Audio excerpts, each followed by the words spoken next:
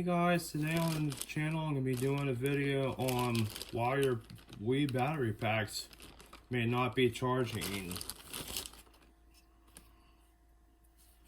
So, as you can see, if these are like not bent back, that means you need to bend it back a little bit and then kind of go underneath of it like this.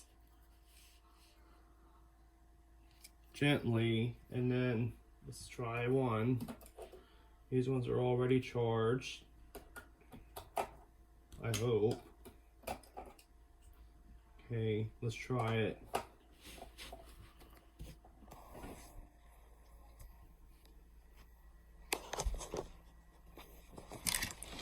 Let's try it and see if it's gonna turn green. Hold on one second. There we go.